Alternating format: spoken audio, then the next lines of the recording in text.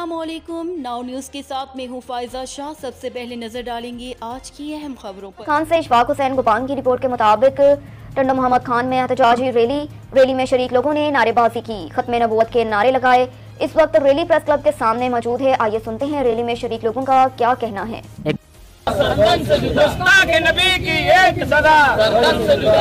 मोहम्मद से वफा तूने तो हम तेरे हैं, ये जहाँ चीज है क्या लोहो कलम तेरे हैं।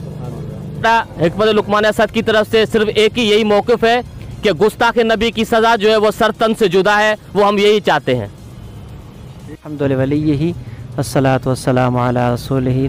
जैसा कि सबको मालूम है कि हिंदुस्तान के अंदर हमारे आका मौला हुज़ूर सल्लल्लाहु तआला अलैहि वसल्लम की शान में जो नाज़ेबा अल्फाज इस्तेमाल किए गए, हम उसकी पुरज़ो मज़म्मत करते हैं और हमारे आला हुकाम से गुजारिश करते हैं कि अपनी आवाज़ को अपने ऐवान बाला में उठाएं ताकि ये आवाज़ पूरी दुनिया तक पहुँचे। ये हिकमत लुकमान असद का पैगाम है कि खुदा हुजूर की मोहब्बत के लिए अपनी आवाज़ को बुलंद करें।